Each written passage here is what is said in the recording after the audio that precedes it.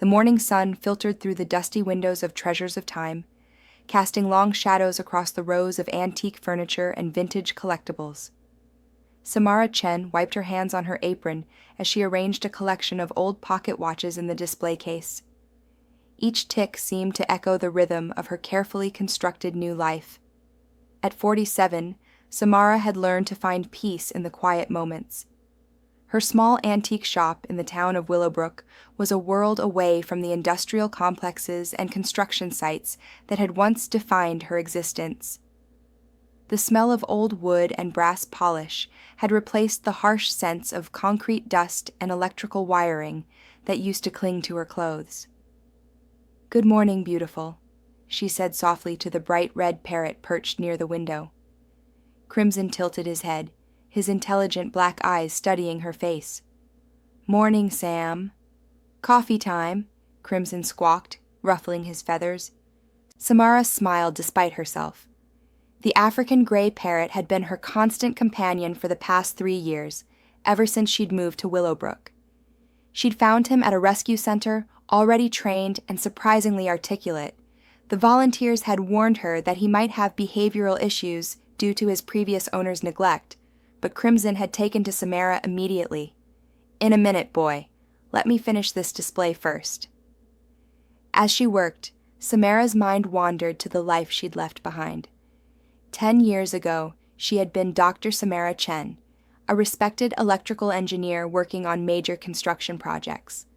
She'd specialized in power systems for large buildings and industrial facilities. Her expertise had been sought after across the country, and she'd taken pride in ensuring that every system she designed met the highest safety standards. The bell above her shop door chimed, and Mrs. Patterson, one of her regular customers, entered with a warm smile. "Good morning, dear. I was hoping you might have received some new china pieces this week." "Actually, I have a beautiful set of Royal Albert that came in yesterday," Samara replied, grateful for the distraction from her thoughts. "Let me show you." As she guided Mrs. Patterson to the china cabinet, Samara reflected on how different her interactions were now. In her engineering days, she'd spent most of her time dealing with construction managers, contractors, and corporate executives. The conversations had been technical, focused on specifications, deadlines, and budgets. Now, she talked about the history of pieces, their craftsmanship, and the stories they might tell. "This is lovely," Mrs. Patterson said, examining a delicate teacup. "The roses are so detailed." "It's from the 1960s, Samara explained. Royal Albert was known for their floral patterns during that era. Each piece was hand-painted. After Mrs. Patterson left with her purchase, Samara returned to her morning routine.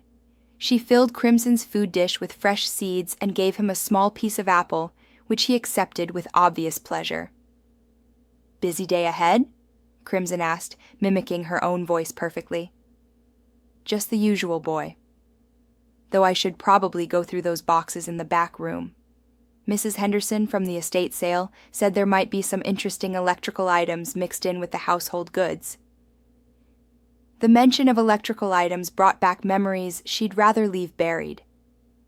Samara shook her head and focused on the present. She'd learned that dwelling on the past served no purpose other than to bring back the nightmares. The town of Willowbrook had embraced her from the moment she'd arrived. It was the kind of place where everyone knew everyone, where the local coffee shop served as an informal community center, and where newcomers were welcomed with genuine warmth rather than suspicion. The fact that she'd chosen to live in a room at the Willowbrook Inn rather than rent a house or apartment had raised some eyebrows initially, but people had grown accustomed to her unusual arrangement. The inn was a charming 3-story Victorian building that had been converted into a small hotel in the 1980s. It had 12 rooms, each uniquely decorated with antique furniture and period details. Samara rented room 7 on the 2nd floor by the year, and the inn's owner, George Martinez, had been happy to accommodate her request to keep Crimson there as well. "It's nice having someone responsible living here full-time," George had told her when she'd first inquired about the arrangement. "Gives me peace of mind. especially during the off-season when occupancy is low. The arrangement suited Samara perfectly. She didn't want the responsibility of maintaining a house, and the inn's central location meant she could walk to her shop each morning. More importantly, having other people around made her feel less isolated without requiring her to make deep personal connections. As the day progressed, Samara fell into the comfortable rhythm of her work. She helped customers find unique pieces for their homes, researched the provenance of items brought in by sellers, and carefully cleaned and restored pieces that needed attention.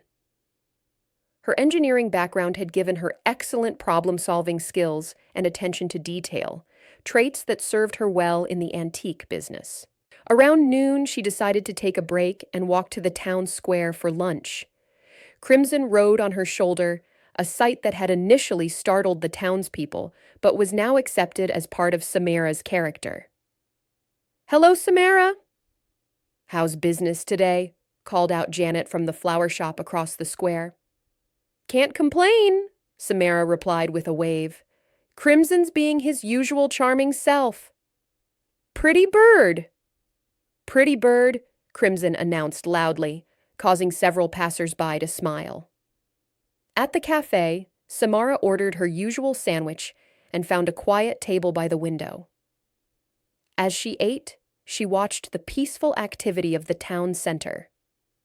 Children played in the small park while their mothers chatted on nearby benches. Elderly men gathered around the checkerboard table that had been a fixture in the square for decades. Small delivery trucks made their rounds, and the occasional tourist wandered through, camera in hand. It was a far cry from the fast-paced, high-pressure environment she'd once thrived in. There had been a time when she'd lived for the challenge of complex projects, the satisfaction of solving intricate problems, and the recognition that came with being one of the few women in her field who had risen to the top of her profession. "Penny for your thoughts?" Samara looked up to see Dr. Emily Watson, the town's only physician, standing beside her table with a coffee cup in hand.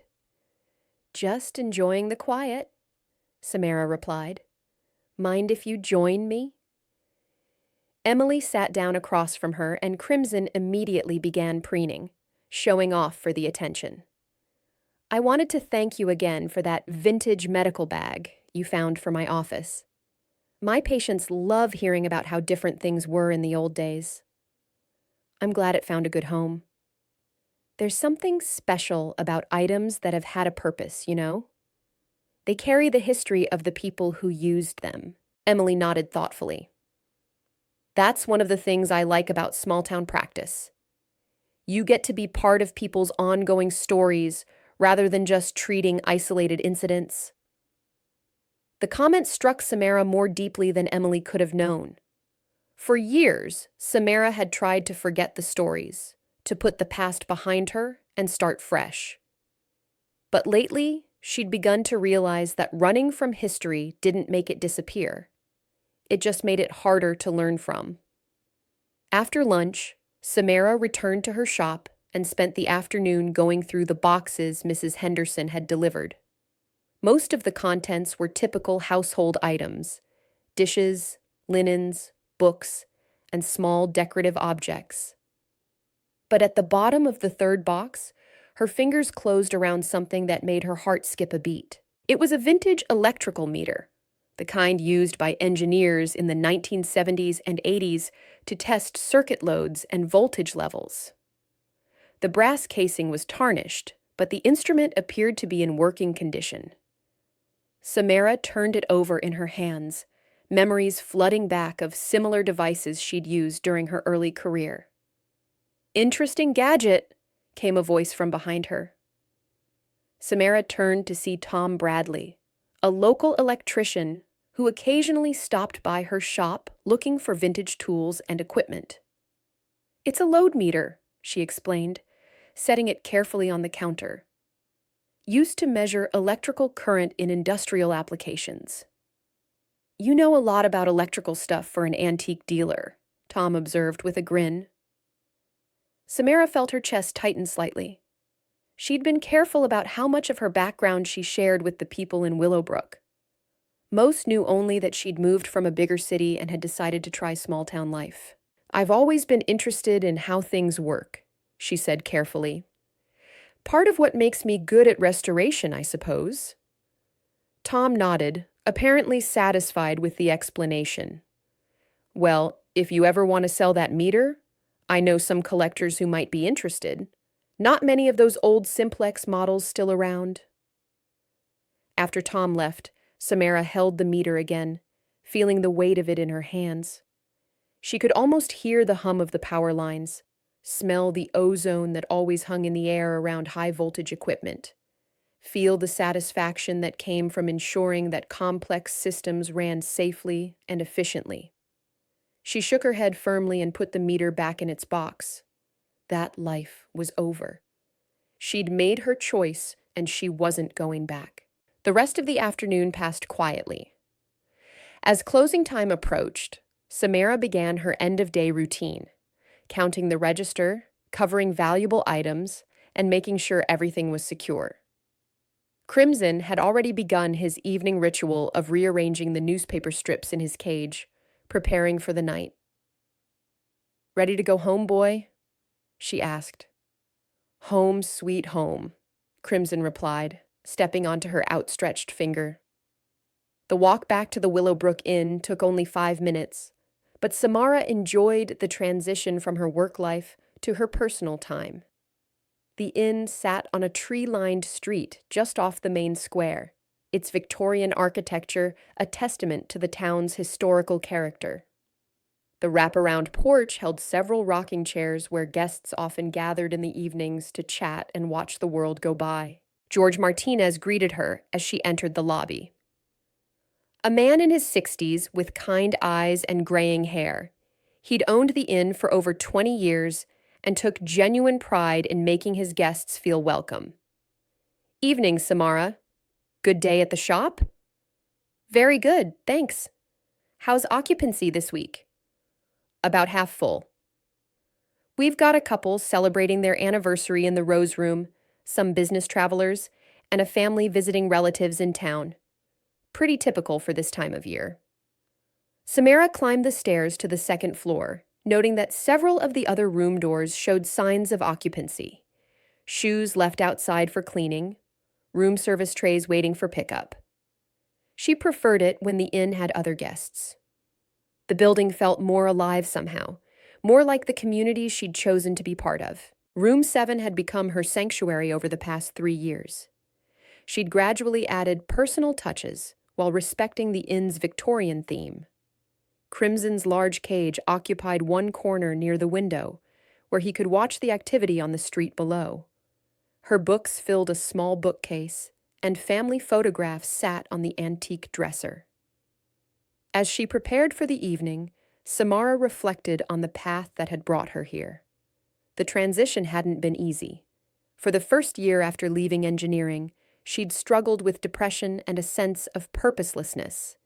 The antique business had started almost by accident when she'd begun buying and selling items online to occupy her time.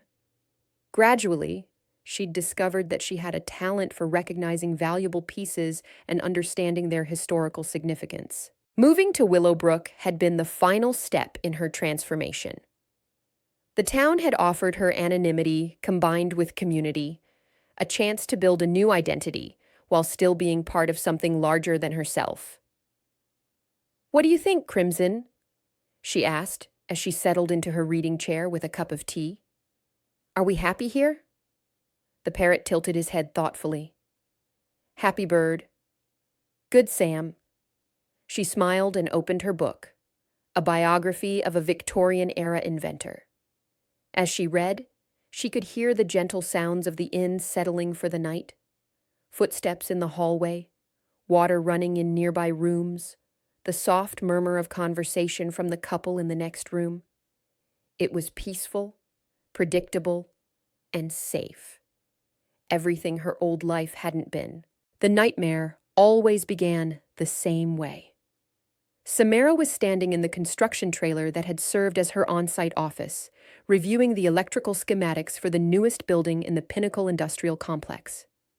The plans were spread across the folding table, weighed down by coffee cups and her hard hat.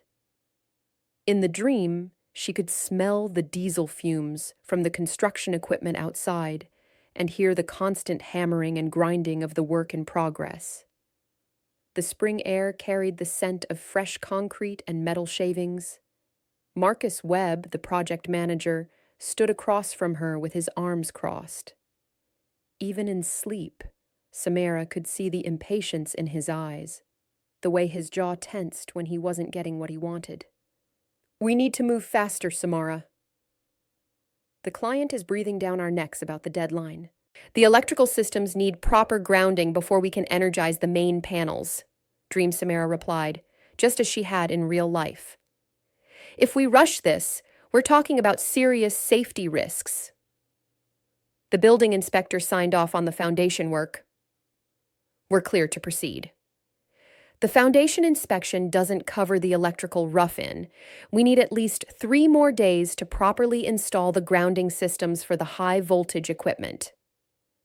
In the dream, Marcus's face grew red with frustration. 3 days puts us behind schedule. The client has already moved up the move-in date for their equipment. We can't afford delays. We can't afford accidents either, Dream Samara said firmly. I'm not signing off on energizing those systems until the grounding is complete. This was where the dream always shifted, becoming more surreal. The construction trailers seemed to stretch and warp around them, and Marcus's voice echoed as if they were in a vast cavern. Fine. But if this project fails because of your overcautious approach, that's on you. The company is counting on this contract. Then the dream jumped forward, as dreams do. Samara was standing in front of the completed building 6 months later, watching as the first shift of workers filed through the entrance. The structure looked impressive. 5 stories of steel and glass that would house the manufacturing equipment for a major automotive supplier. She felt proud as she watched the employees heading to their workstations. This was why she'd become an engineer, to create safe, functional spaces where people could work and thrive. Every calculation she'd made, every system she'd designed, was meant to protect the people who would use the building. But then the dream turned dark, as it always did. The explosion came without warning. One moment, the building stood solid and proud against the morning sky.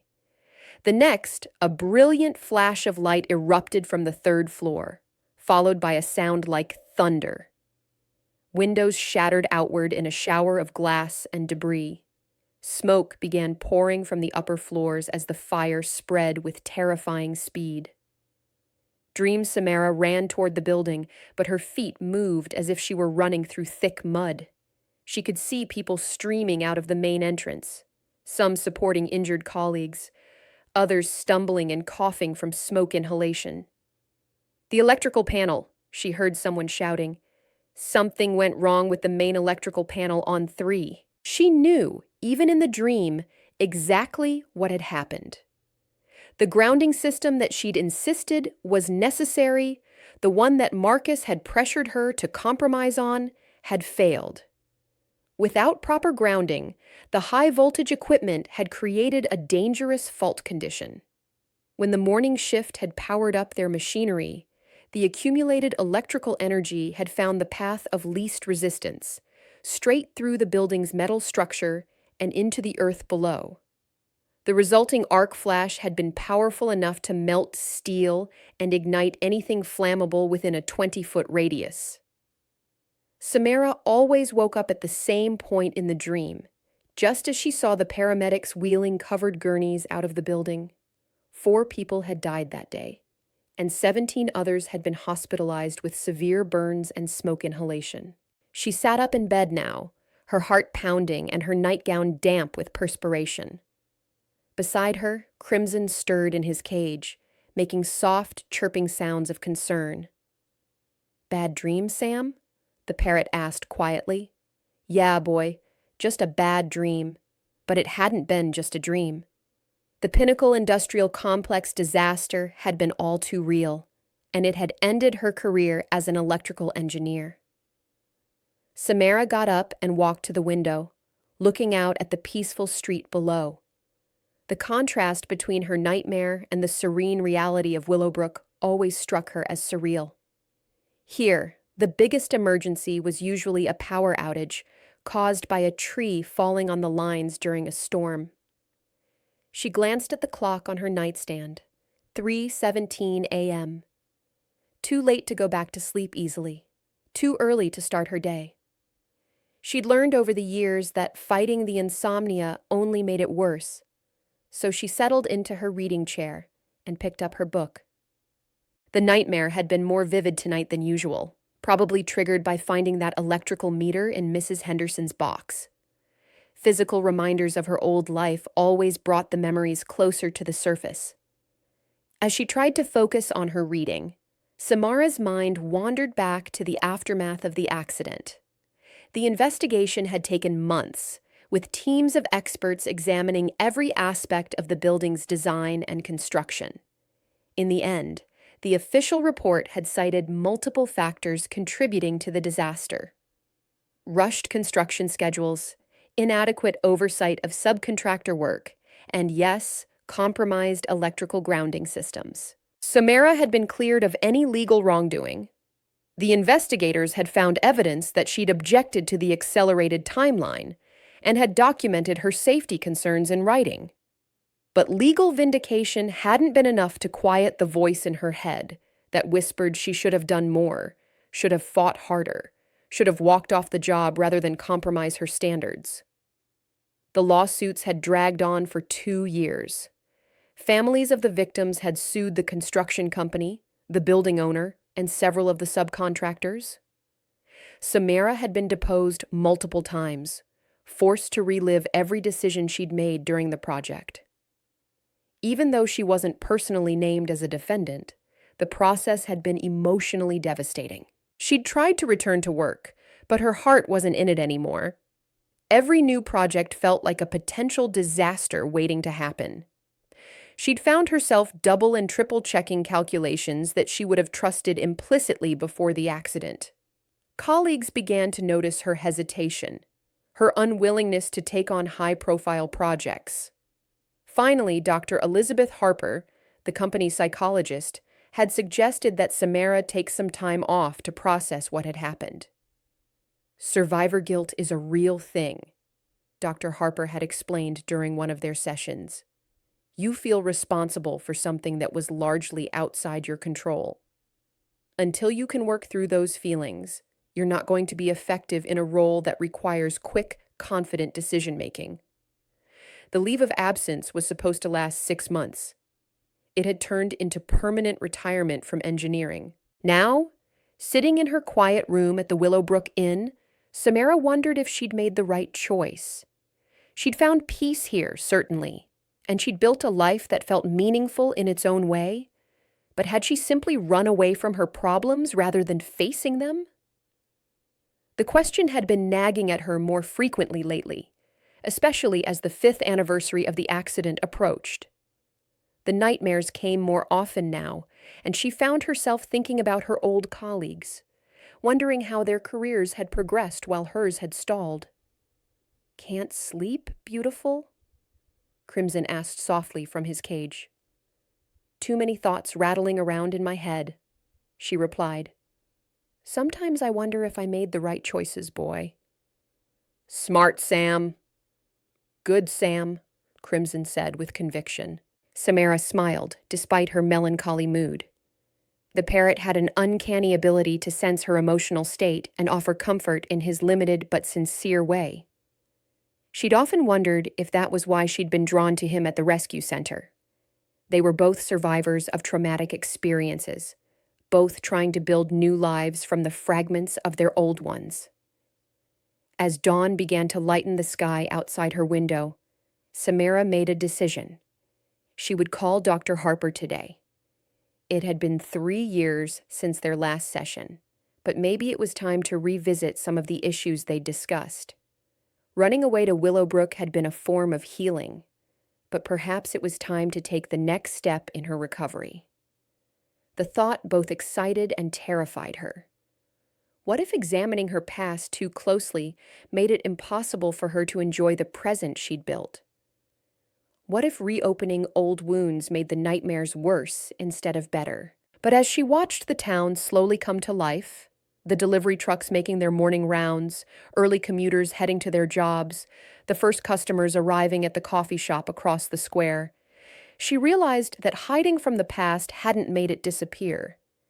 It had only made her feel disconnected from her own story. Maybe it was time to find a way to integrate her history with her present, rather than treating them as mutually exclusive chapters of her life. What do you say, Crimson? Ready to face the day? New day, new adventures, the parrot replied cheerfully. Samara laughed, feeling lighter than she had in weeks. Whatever challenges lay ahead, at least she wouldn't face them alone. The call to Dr. Harper went better than Samara had expected. Her former therapist remembered her well and seemed genuinely pleased to hear from her. They scheduled a phone session for the following week, with the possibility of meeting in person if Samara decided she was ready to take that step.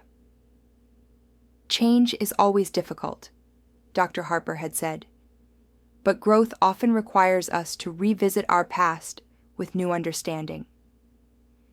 The conversation had left Samara feeling cautiously optimistic. For the first time in years, she felt like she might be moving forward rather than simply existing in a comfortable holding pattern. The next few days passed peacefully.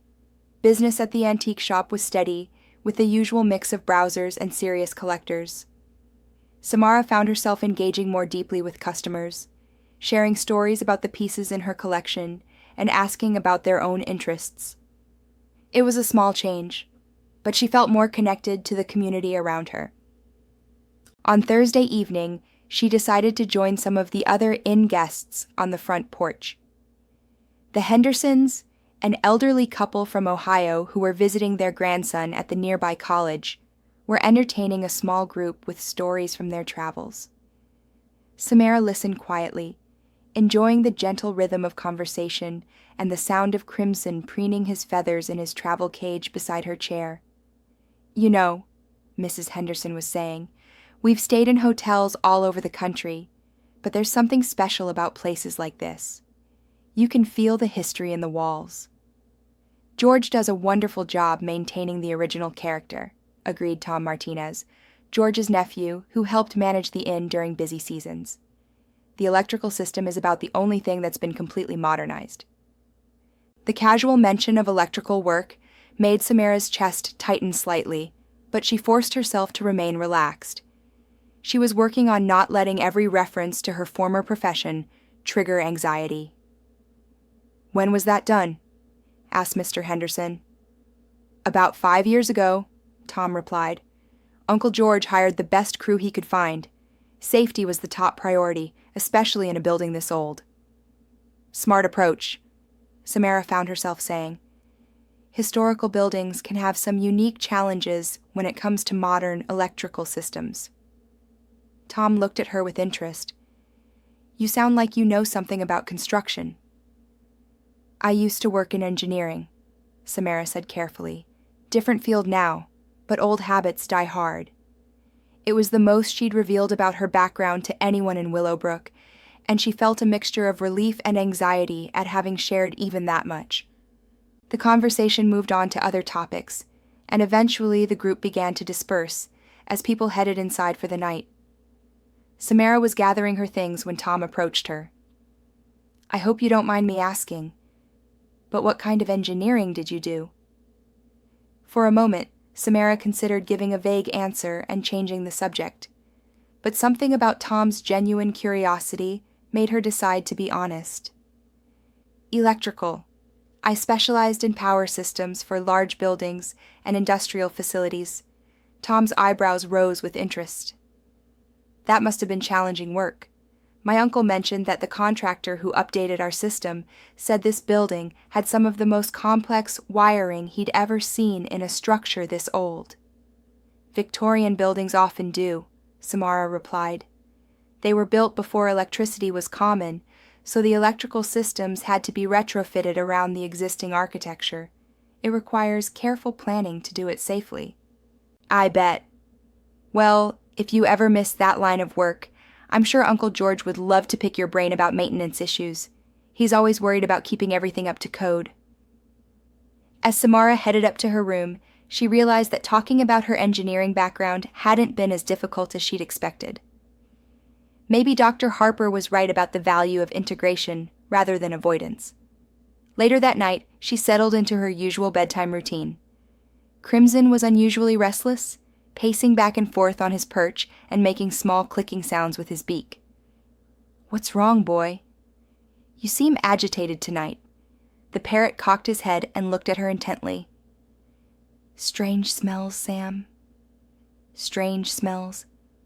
Samara paused in her evening preparations. Crimson had an exceptionally keen sense of smell, and he often noticed things before she did. She walked to the window and opened it slightly, breathing in the night air. At first, she didn't detect anything unusual, just the normal sense of the tree-lined street and the faint aroma of dinner cooking in nearby houses. But then, carried on a slight breeze, she caught something that made her heart skip a beat. Smoke. Very faint, but definitely smoke. "You're right, boy." Something's not quite right. Samara's engineering training immediately kicked in. She opened the window wider and tried to determine the direction the smell was coming from. It seemed strongest when the breeze came from the direction of the inn's main building rather than from outside. She grabbed her robe and stepped into the hallway, Crimson on her shoulder. The smell was stronger here, and she could see a very faint haze near the ceiling. Her pulse quickened as she realized what she was looking at, the early stages of a structure fire. Moving quickly but trying not to panic, she knocked firmly on the door of room 6, where she knew the Henderson couple was staying. "Mr. and Mrs. Henderson? This is Samara from next door. I think we may have a fire emergency. You need to evacuate immediately." She heard movement inside the room, and Mr. Henderson's voice calling back, "Are you sure?" "I don't smell anything." "I'm sure. Please get dressed quickly and head downstairs. Wake anyone else you see on your way out." Without waiting for a response, Samara moved to the next door. The smoke was definitely getting thicker, and she could now hear what sounded like electrical crackling coming from somewhere in the building's walls. Her engineering mind automatically began analyzing the situation. The inn's electrical system had been updated 5 years ago, but even new wiring could develop problems. A loose connection in a junction box, an overloaded circuit, or damage from rodents could all create conditions that would lead to an electrical fire.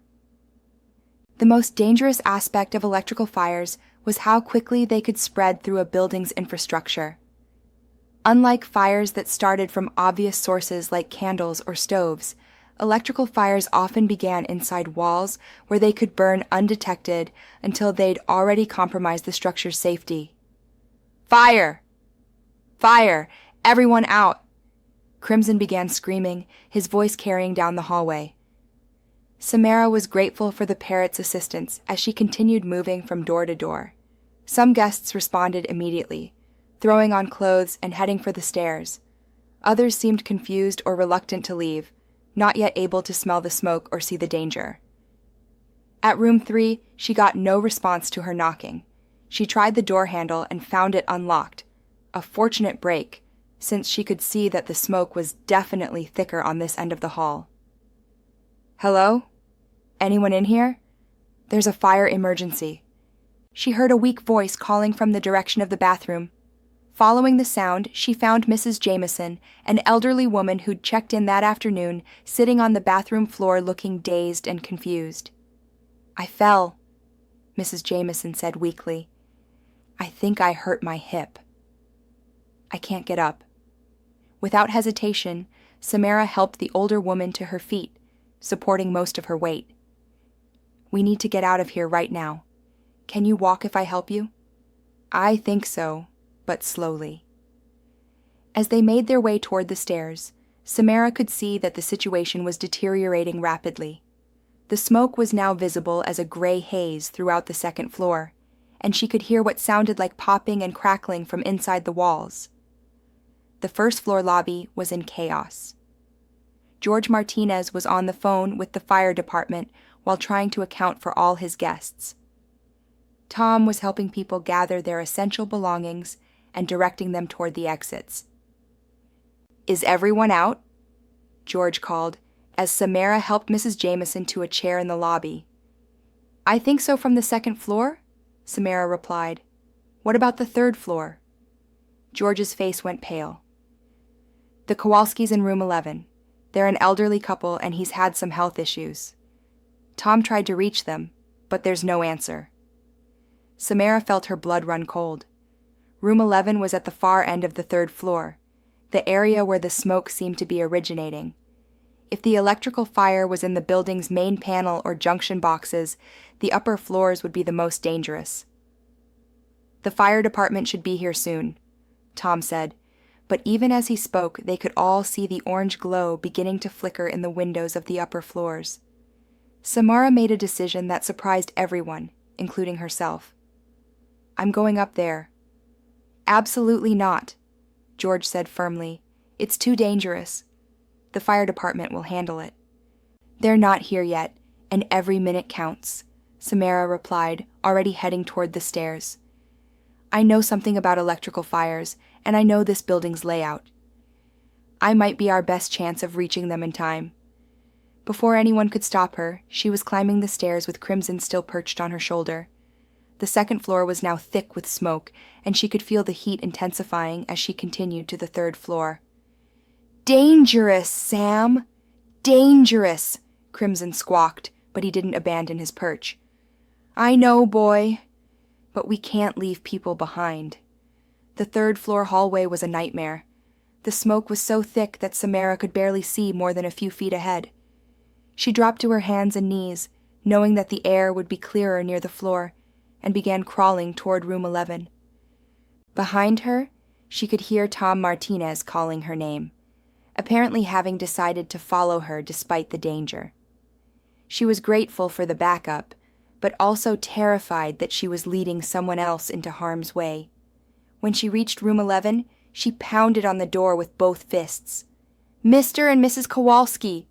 This is Samara from the inn. You need to come out right now." She heard movement inside, and then Mr. Kowalski's voice, sounding confused and frightened. "We can't get out. The smoke is too thick, and Helen can barely breathe." Samara tried the door handle and found it locked. "Can you unlock the door?" "I'm trying, but I can't see anything." The sound of splintering wood came from behind Samara, and she turned to see Tom Martinez wielding a fire axe that he'd apparently grabbed from an emergency case. "Stand back!" he shouted. It took 3 solid blows to break through the door. Inside, they found the elderly couple huddled together near the window, both coughing violently from smoke inhalation. Mrs. Kowalski appeared to be in particularly bad shape, barely conscious and struggling to breathe. Samara quickly assessed the situation with the analytical mind that had served her so well in her engineering career.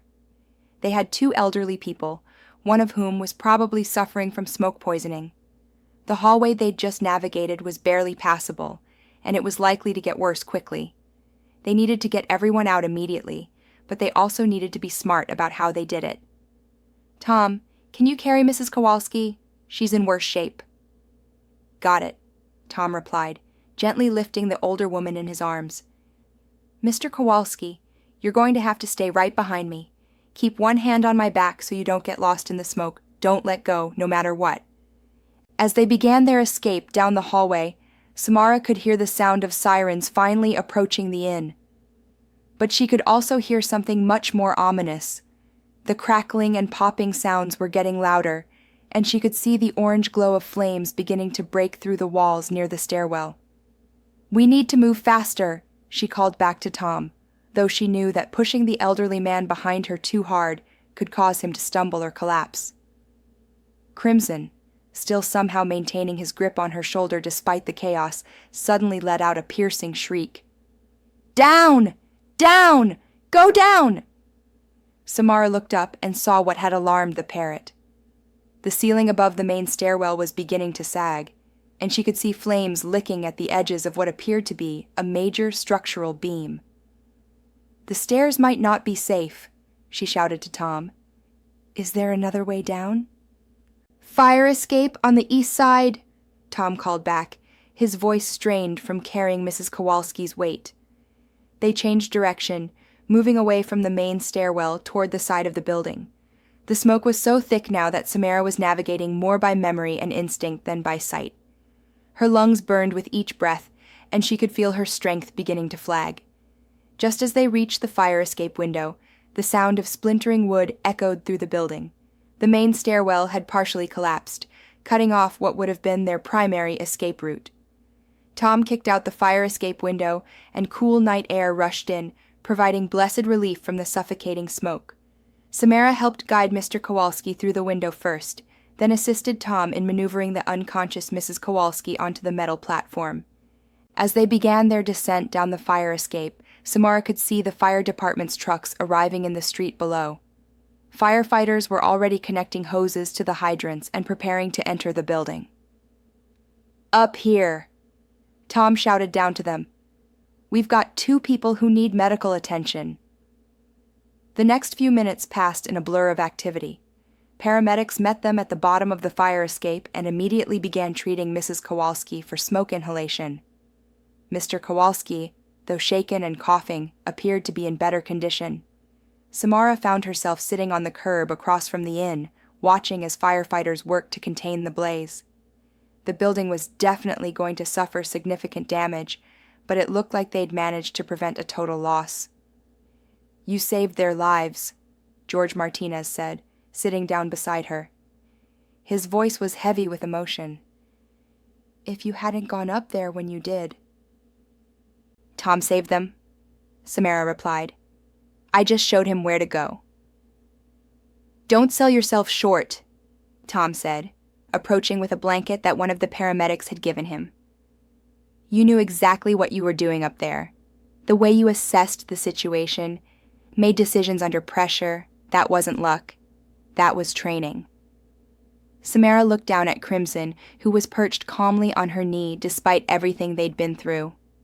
"We make a good team, don't we, boy?" "Hero Bird! Hero Sam!" Crimson announced proudly. A paramedic approached and insisted on checking Samara for smoke inhalation. As he listened to her lungs and checked her oxygen levels, she watched the firefighters working to contain the last of the flames. "Looks like the fire started in an electrical panel in the basement," one of the firefighters was explaining to George. "Old junction box that wasn't part of the renovation 5 years ago. Probably been deteriorating for months before it finally gave way." The information confirmed what Samara had suspected. Electrical fires were insidious that way. They could smolder undetected for long periods before suddenly erupting into full-blown emergencies. As the immediate crisis passed and the crowd of emergency responders began to thin out, Samara found herself reflecting on what had just happened. For the first time in 5 years, she'd faced a real emergency situation that required her to draw on her engineering knowledge and experience, and instead of freezing up or second-guessing herself, she'd acted decisively and effectively. Dr. Harper had been right about the value of integration. Tonight had shown her that her past didn't have to be a source of shame and fear. Her experience and training were part of who she was, and they could be used for good. "What happens now?" she asked George, gesturing toward the damaged inn. "Insurance investigation, repairs, getting everyone relocated temporarily," he replied with a sigh. "It'll be months before we can reopen, I'm afraid." "Where will you go?" "Tom and I will stay with my sister in the next town over." "But what about you? Your room, all your things?" Samara looked up at the 3rd floor of the inn, where her temporary home had been. The fire hadn't reached that high, but there would certainly be smoke and water damage throughout the building. "I guess it's time for a change anyway," she said, surprised by how calm she felt about the prospect. "Maybe this is the universe's way of telling me I was getting too comfortable." Over the next few hours, As the emergency crews finished their work and the other displaced guests made arrangements for temporary housing, Samara found herself making a decision that felt both terrifying and liberating. She was going to call Dr. Harper and schedule an in-person session.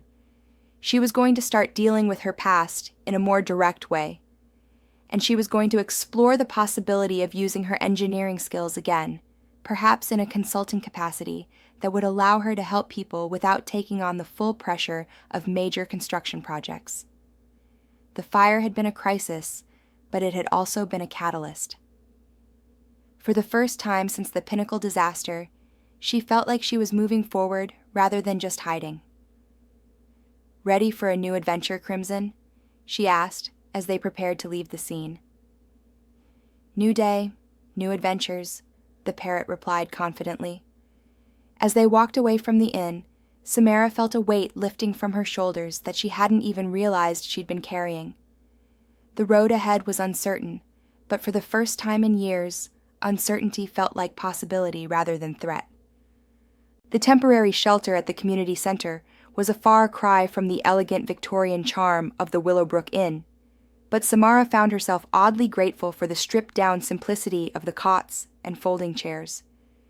Sometimes a dramatic change in circumstances was exactly what was needed to gain new perspective.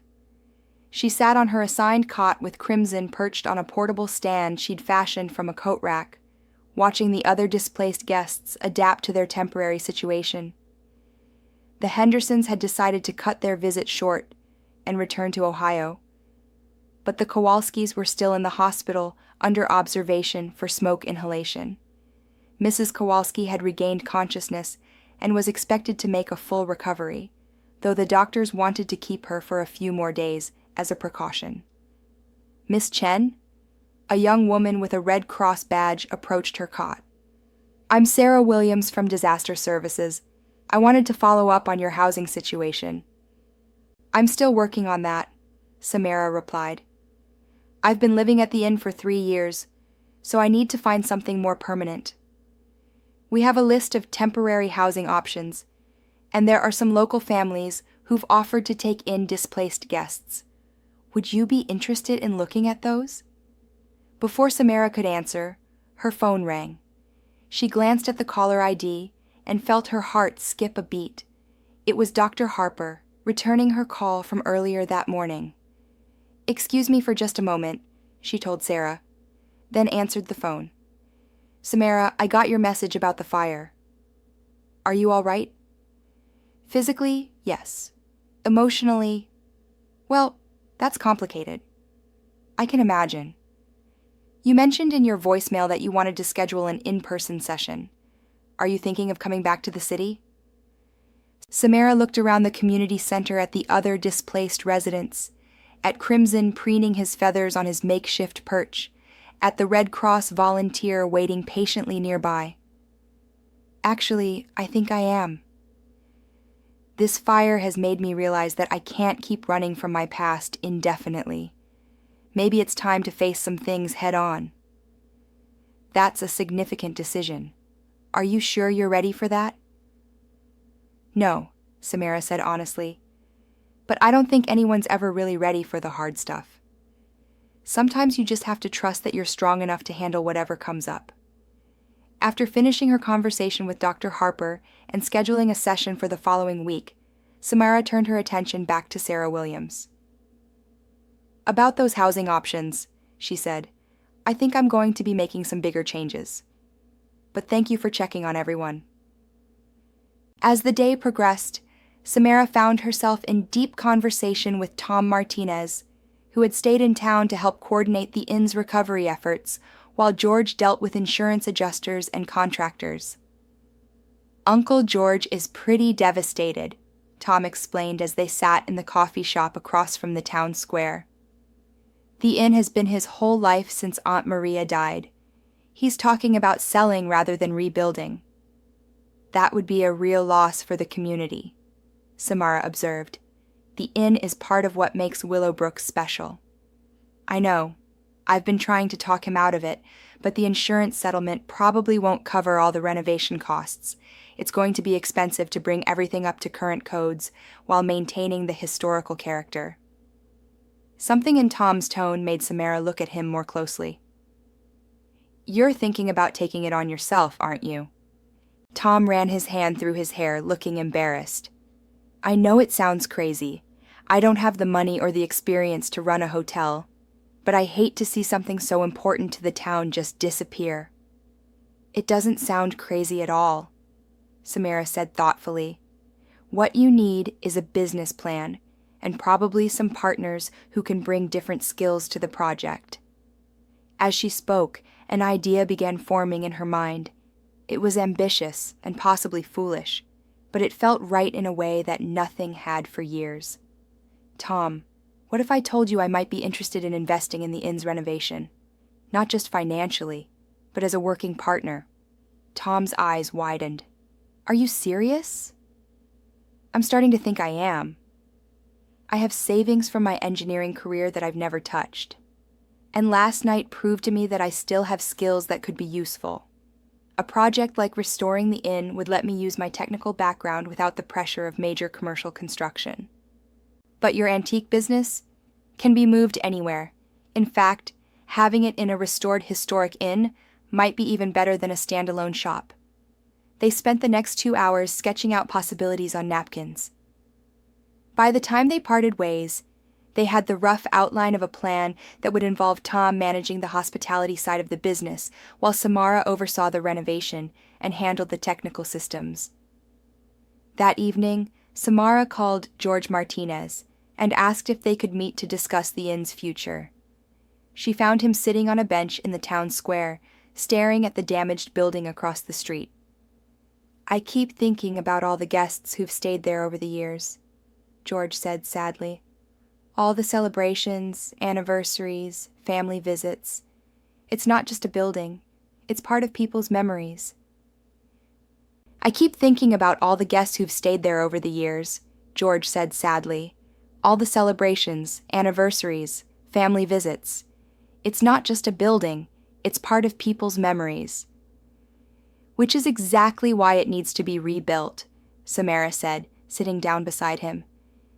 George, what would you say if I told you that Tom and I want to partner with you on renovating the inn? George turned to look at her with surprise. You're serious? Dead serious. I know you don't know much about my background, but I have the technical expertise to oversee a renovation like this. Tom has ideas about improving the hospitality side, and you have the experience and community connections that we'd need. I don't understand. Why would you want to take on something like this? Samara was quiet for a moment, watching the evening shadows lengthen across the square. 3 days ago, I would have said I was perfectly happy running my antique shop and living quietly. But the fire changed something. It reminded me that I'm not meant to just exist. I'm meant to contribute. The renovation would be a massive undertaking. Bringing the electrical and plumbing up to code, reinforcing the structure, dealing with historical preservation requirements. All challenges that can be solved with the right approach, Samara replied. I spent 15 years solving complex problems in construction. This would be different. Smaller scale, more personal, but the principles are the same. George was quiet for a long time, looking back and forth between Samara and the inn. Finally, he spoke. Maria always said the inn would know when it was time for new stewardship. Maybe she was right. They shook hands as the streetlights began to flicker on around the square. Over the next few days, Samara threw herself into research with an energy she hadn't felt in years. She contacted historical preservation specialists, studied local building codes, and began developing preliminary renovation plans. The work felt familiar yet fresh, using her engineering skills in service of preservation rather than new construction. Her phone session with Dr. Harper went better than expected. The therapist was impressed by how decisively Samara was addressing the changes in her life. It sounds like you're ready to stop being a victim of your past and start being the author of your future, Dr. Harper observed. I think the fire was a wake-up call, Samara replied. I've spent 5 years trying to forget that I'm an engineer. But that's like trying to forget that I'm 5 feet 6 inches tall or that I have brown eyes. It's part of who I am. And now you're finding a way to integrate that identity with the life you've built in Willowbrook. Exactly. I don't want to go back to designing industrial complexes with impossible deadlines. But I do want to use my skills to create something meaningful. By the end of the week, Samara, Tom, and George had formed an official partnership. George would retain ownership of the property, but would bring Tom and Samara in as full partners in the renovation and future operation of the inn. Samara would oversee all technical aspects of the renovation. Tom would handle day-to-day operations, and George would serve as an advisor and community liaison. The legal paperwork would take time to finalize, but they were all committed to moving forward. Samara had already begun working with an architect who specialized in historical renovations, and they'd scheduled meetings with contractors and city planning officials. As she packed up her belongings from the temporary shelter, preparing to move to a short-term rental apartment until the inn was ready, Samara reflected on how dramatically her life had changed in just 1 week. Looks like we're really doing this, Crimson, she said to the Parrot, who was watching the packing process with keen interest. New adventure. Big changes, Crimson replied enthusiastically. The biggest changes yet, boy. But I think we're ready for them. For the first time since the Pinnacle disaster, Samara felt like she was moving toward something rather than running away from something. The inn renovation would be challenging, certainly, but it would also be a chance to prove to herself that her skills could be used to create rather than simply to survive. As she loaded her car with the few possessions she'd been able to salvage from her room at the inn, Samara caught sight of the electrical meter that had triggered so many memories just a week earlier. She'd almost left it behind, but at the last moment, she decided to keep it. It would serve as a reminder of where she'd come from and how far she'd traveled. But more importantly, it would remind her that the past didn't have to define the future. It could simply inform it. Chapter 5. Blueprint for Renewal. The architectural firm of Walsh & Associates occupied a converted warehouse in the arts district of the nearest city, about an hour's drive from Willowbrook. Samara had chosen them specifically because of their reputation for sensitive historical renovations that managed to preserve character while incorporating modern safety systems. She sat across from Jennifer Walsh, the firm's principal architect, with a set of the inn's original blueprints spread between them. The documents, dating from 1887, were yellowed with age but remarkably detailed, showing the building's original layout and the Victorian-era craftsmanship that had gone into its construction. The good news, Jennifer was saying, is that the building's bones are solid. The fire damage was primarily confined to the electrical systems and some of the interior walls. The structural elements, the load-bearing walls, the foundation, the main support beams are all intact. What about the bad news? Samara asked, though she suspected she already knew. Bringing everything up to current code is going to be complex. The Americans with Disabilities Act requirements alone will necessitate some significant modifications. We'll need to install an elevator, expand doorways, redesign the bathrooms, and the electrical system will essentially need to be completely rebuilt. Samara studied the blueprints, her engineering mind automatically visualizing the challenges involved. What about the historical preservation requirements? That's where it gets interesting. The inn is on the National Register of Historic Places, which means we have to maintain the building's historical integrity while making it functional for modern use. It's a balancing act. Show me what you're thinking. Jennifer pulled out a tablet and began sketching over photos of the inn's interior. We can run new electrical conduits through the basement and up through specially designed channels that won't be visible to guests. The elevator can go in what's currently a storage room near the main staircase. For the guest rooms, we can combine some of the smaller spaces to create accessible suites while maintaining the original room configurations in other areas. As they worked through the details, Samara felt the familiar satisfaction that came from solving complex technical problems. But this was different from her previous work. Instead of imposing modern efficiency on a building site, she was finding ways to honor the past while ensuring the future. "What's your timeline looking like?" Jennifer asked. "We're hoping to reopen within 18 months, Samara replied. "I know that's ambitious, but the town really needs the inn back in operation. It's important economically, but it's also important emotionally." Ambitious but doable, especially with your background overseeing the technical aspects. Most of our historical renovation projects get delayed because of coordination issues between the different trades. Having someone with engineering experience managing the process should help avoid a lot of those problems. After leaving the architect's office, Samara drove back to Willowbrook with a sense of excitement she hadn't felt in years. The renovation would be challenging, but it was exactly the kind of challenge she was equipped to handle. More importantly, it was a project that would benefit her adopted community while allowing her to use her skills in a meaningful way. She found Tom and George waiting for her at the temporary office they'd set up in a spare room above the hardware store. The space was cramped and cluttered, but it served their needs while they planned the renovation. "How did it go with the architect?" George asked eagerly. "Better than I expected," Samara replied, spreading Jennifer's preliminary sketches on the folding table that served as their conference room. The structural damage is manageable, and she has some creative ideas for meeting the accessibility requirements without compromising the historical character. Tom studied the sketches with interest. "This elevator placement makes sense.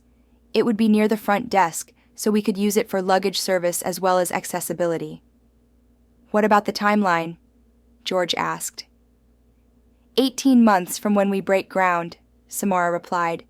"That assumes we can get the permits processed and the contractors lined up within the next 2 months." George nodded thoughtfully. "I've been thinking about the financial side. The insurance settlement will cover about 60% of the renovation costs. I can contribute another 20% from my savings. That leaves us about 20% short." "I can cover that," Samara said without hesitation. "I've been living off the income from my antique business for 3 years. My savings from my engineering career are still intact." "Are you sure?" Tom asked. "That's a significant investment." "It's not just an investment in the inn," Samara replied. "It's an investment in my future. This project represents everything I want to do going forward, using my technical skills to create something meaningful for a community I care about." Over the next few weeks, Samara found herself busier than she'd been since leaving engineering. She met with contractors, reviewed permit applications, and coordinated with the various specialists who would be involved in the renovation. The work was demanding, but it was also invigorating. The antique shop had to be temporarily closed while she focused on the inn project, but several of her regular customers had expressed interest in having first access to any pieces she planned to feature in the renovated inn. The idea of integrating her antique business with the inn's operation was becoming more appealing as the project developed. "You know," Tom said one afternoon as they reviewed contractor bids, "we should think about theming some of the rooms around different historical periods. Your antique collection could provide authentic period pieces for the decor." "That's a great idea," Samara agreed. "We could have a Victorian suite, an arts and crafts room, maybe something from the 1920s. It would give guests a real sense of living history." "And it would distinguish us from the chain hotels," George added. "People stay at places like the Old Inn because they want an experience they can't get anywhere else." The more they planned, the more excited Samara became about the possibilities. This wasn't just about rebuilding a damaged structure. It was about creating something that would serve the community for generations to come. Her weekly phone sessions with Dr. Harper had evolved into conversations about integration and growth rather than trauma and recovery. The therapist was amazed by the transformation in Samara's outlook. 6 months ago, you were focused on avoiding any reminders of your engineering career, Dr. Harper observed during one of their calls. Now you're leading a complex renovation project. That's remarkable progress. The difference is context, Samara explained. Before, my engineering work was about meeting corporate deadlines and maximizing profits. This project is about serving people and preserving something valuable. Same skills, completely different purpose. And how are you sleeping? Any return of the nightmares? Actually, no. I think staying busy with meaningful work is the best therapy I could ask for. When I fall into bed exhausted from a day of solving problems that matter, I don't have energy left for anxiety dreams. As winter settled over Willowbrook, the renovation project moved into high gear. The building permits had been approved faster than expected, thanks largely to the support of the town council and the Historical Preservation Society. The contractor Samara had selected, a firm that specialized in historical renovations, was ready to begin work as soon as the weather permitted. Samara had moved into a small apartment above the bakery on Main Street, a temporary arrangement that put her within walking distance of both the inn and her makeshift office. Crimson seemed to enjoy the new living situation, especially the variety of interesting smells that drifted up from the bakery below. "Fresh bread every morning," Samara told him as she prepared his breakfast one December morning. "We could get used to this." "Good smells." "Happy bird," Crimson replied cheerfully. As she prepared for another day of coordinating subcontractors and reviewing technical specifications, Samara reflected on how much her life had changed since the night of the fire. 6 months ago, she'd been content to drift through her days, running her quiet antique shop and avoiding anything that reminded her of her past. Now she was actively using her engineering background to create something important for her community. The transformation hadn't been easy, and there were still moments when she questioned whether she was taking on too much responsibility. But for the first time in 5 years, she felt like she was living up to her potential rather than hiding from it. "Ready for another day of chaos and construction, boy?" she asked Crimson. "New day, new challenges," the Parrot replied with enthusiasm. Samara smiled as she gathered her project folders and headed out into the crisp December air. The inn renovation was only the beginning. Once this project was complete, she could envision taking on other restoration projects, perhaps even developing a consulting business that specialized in bringing historical buildings up to modern standards while preserving their character. But those were dreams for the future. Today, she had contractors to coordinate, inspectors to satisfy, and a piece of Willowbrook's history to restore. And for the first time in years, that felt like exactly where she was meant to be. Chapter 6. The Foundation of Trust. Spring brought new energy to the inn renovation project. The contractor had made excellent progress over the winter months, focusing primarily on structural work and the installation of new electrical and plumbing systems. Samara spent most of her days on site, wearing a hard hat and work boots that felt surprisingly familiar after 5 years away from construction environments. "The electrical rough-in is ahead of schedule," Jim Crawford, the project foreman, reported during their weekly progress meeting. "Your specifications were so detailed that we haven't run into any of the usual confusion about routing and load calculations." Samara felt a surge of pride at the compliment. "Clear communication prevents costly mistakes," she replied. "In my experience, most construction delays come from misunderstandings about technical requirements." "Well, whatever your experience was, we could use more clients like you," Jim said with a grin. "Most building owners don't understand the technical side well enough to ask the right questions." As the meeting concluded, Samara walked through the inn's interior, checking on the progress of various trades. The building was a maze of scaffolding, tools, and construction materials, but she could see the elegant structure beginning to emerge from the chaos. In what would become the main dining room, craftsmen were carefully restoring the original wood paneling using techniques that matched the 1887 construction methods. In the lobby, a team of specialists was refurbishing the Victorian-era staircase, replacing damaged spindles with exact replicas carved by a local artisan. The work was expensive and time-consuming, but Samara knew it was essential to preserving the inn's character. Every decision they made needed to balance historical authenticity with modern functionality, a challenge that drew on all her engineering problem-solving skills. Samara! Tom Martinez called from the second floor. Can you come take a look at something? She climbed the temporary stairs to find Tom standing in what would become one of the renovated guest rooms. The space had been stripped down to its structural elements, revealing details that had been hidden for decades. Look at this, Tom said, pointing to a section of the wall near the window. The contractor found it when they were removing the old plaster. Samara moved closer and saw what had captured Tom's attention. Hidden behind layers of paint and wallpaper was a small section of original Victorian-era decorative painting. Intricate floral motifs in gold and deep blue that would have been the height of elegance in the 1890s. "This is incredible," she breathed, running her fingers carefully along the edge of the painted design.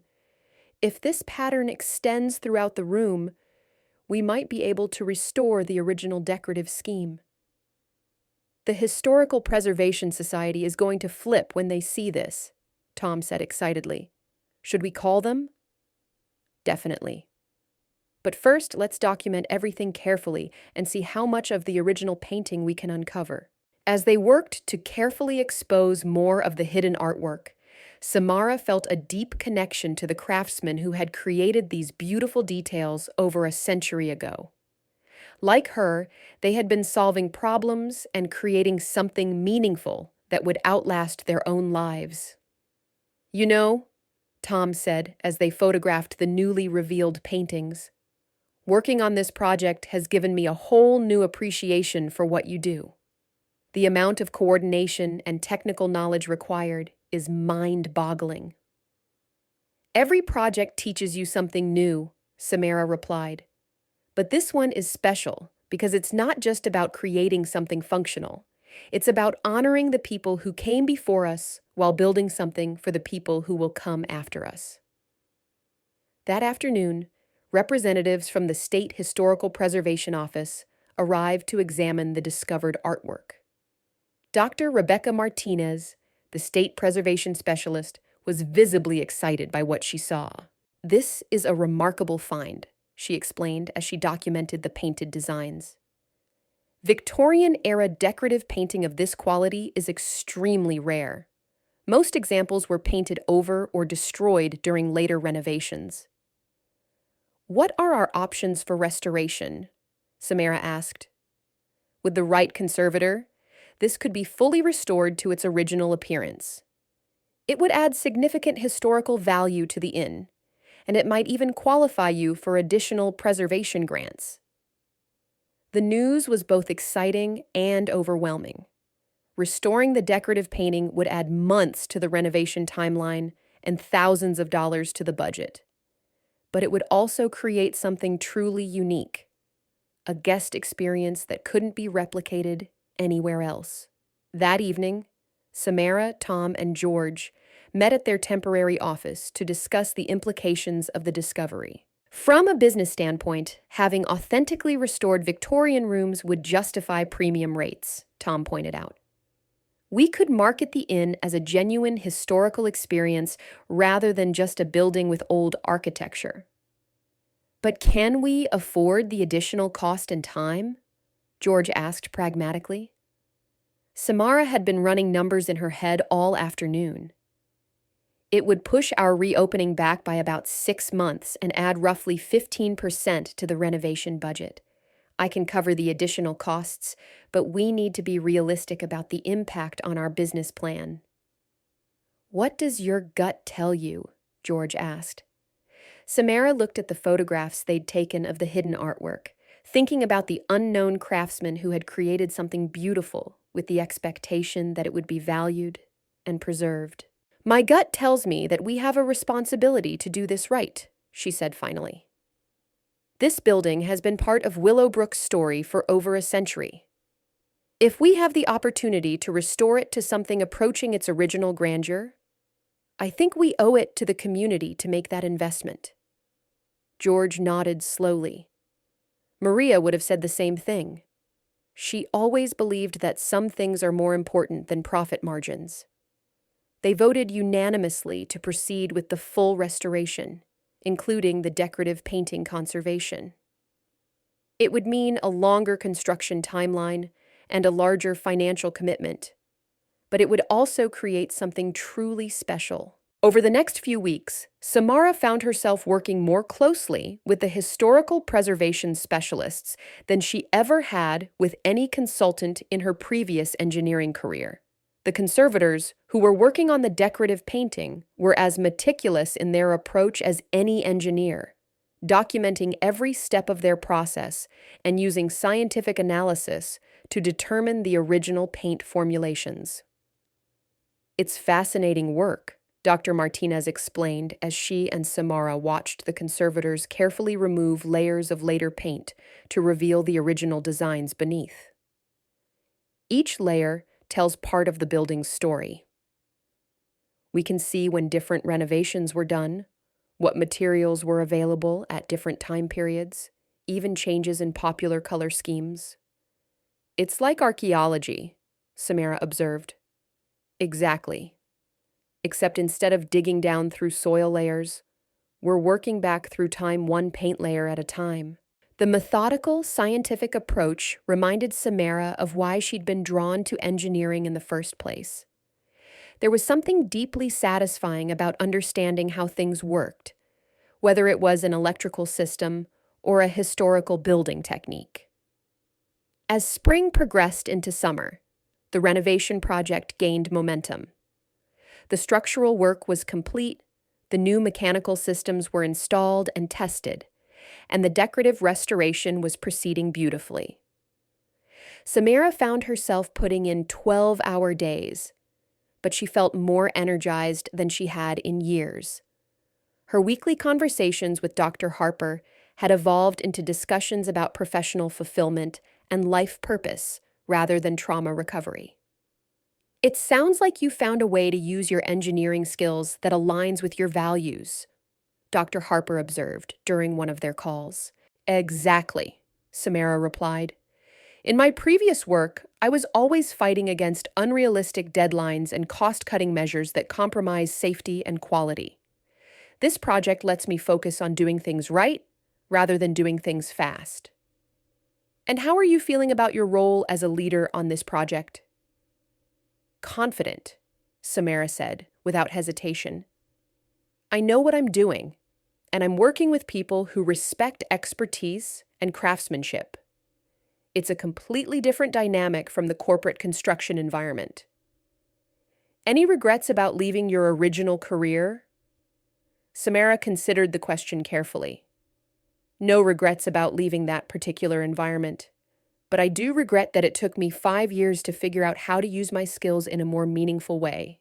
As summer drew to a close, the inn's transformation was becoming visible to the entire community. The Victorian exterior had been beautifully restored, with period-appropriate paint colors and carefully replicated architectural details.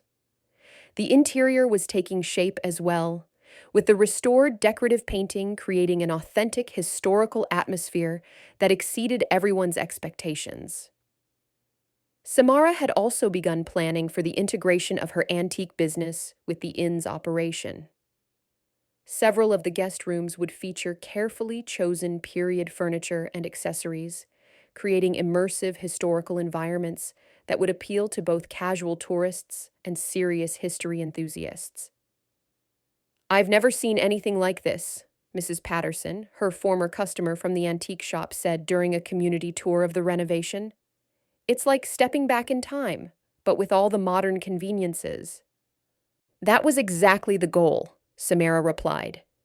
"We wanted to preserve the historical character while making sure guests would be comfortable and safe." As she watched community members exploring the restored spaces, Samara felt a deep sense of satisfaction. This project had allowed her to use her technical expertise in service of something larger than herself, preserving a piece of history while creating economic opportunities for her adopted hometown. The inn would reopen in the spring, marking exactly 2 years since the fire that had changed everything. But instead of being an ending, the fire had become a beginning, the catalyst that had pushed Samara to stop hiding from her past and start building her future. The morning of the Willowbrook Inn's grand reopening dawned clear and bright, with the kind of perfect spring weather that seemed designed for celebrations. Samara stood on the inn's front porch at sunrise, coffee cup in hand, watching her adopted hometown wake up to what everyone hoped would be a new chapter in its history. The building behind her represented 2 years of intensive work, problem-solving, and collaboration. Every detail had been carefully planned and executed, from the historically accurate paint colors on the exterior to the state-of-the-art electrical systems hidden within the walls. The inn looked much as it had in its Victorian heyday, but with modern safety features and accessibility improvements that would serve guests for generations to come. "Big day, Sam," Crimson observed from his perch on her shoulder. The Parrot had become something of a mascot for the renovation project, charming contractors and inspectors alike with his commentary on the work progress. "The biggest yet," Samara agreed, scratching his neck gently. "Are you ready to meet our first guests?" "Welcome to Willowbrook." "Pretty bird." Crimson practiced his greeting, making Samara laugh. The past 2 years had transformed not only the inn, but also Samara herself.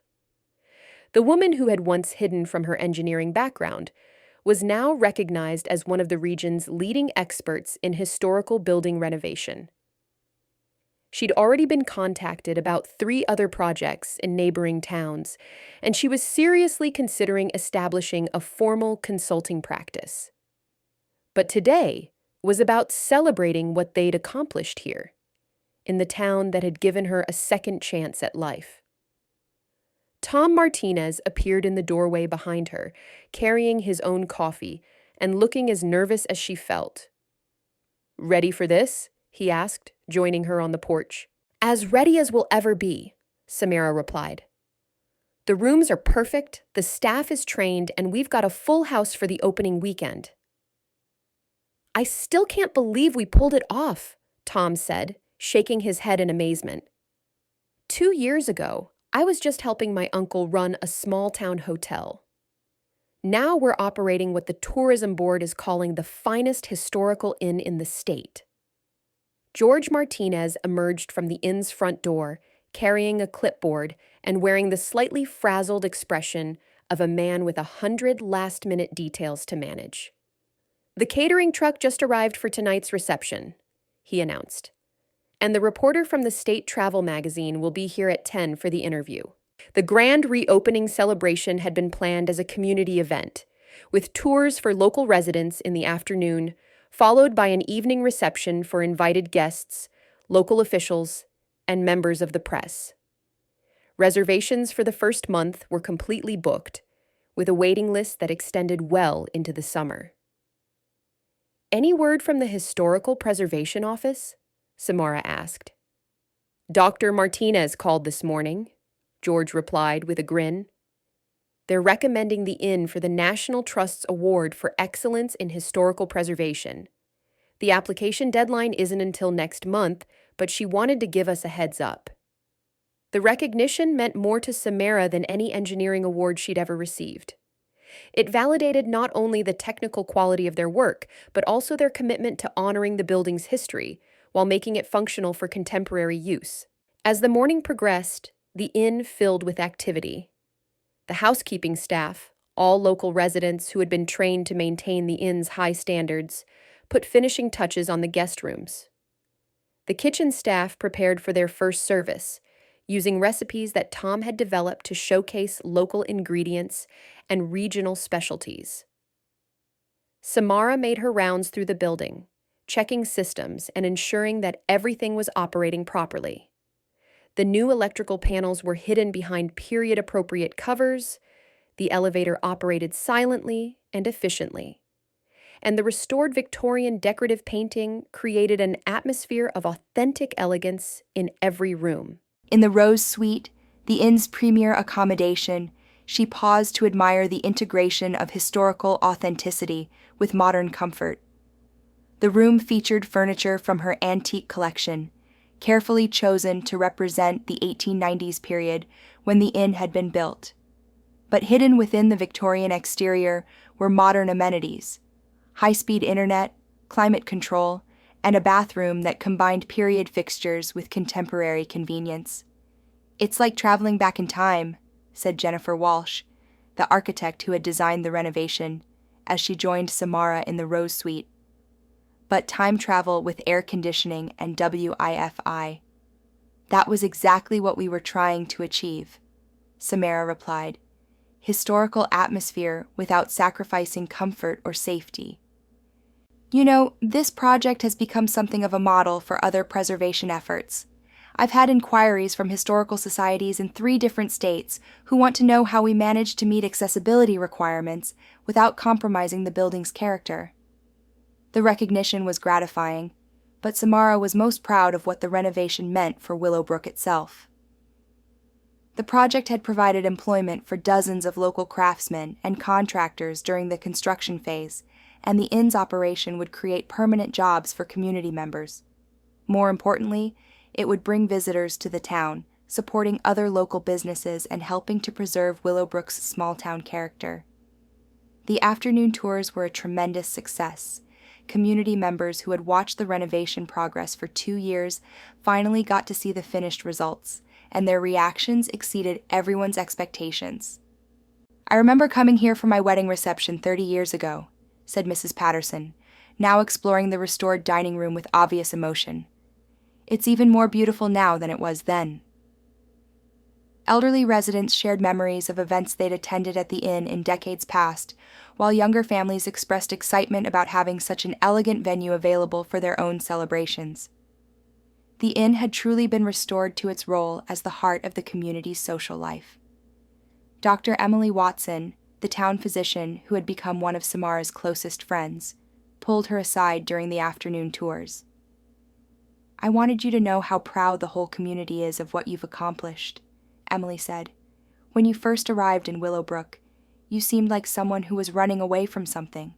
Now you're someone who runs toward challenges." "The fire changed everything," Samara replied.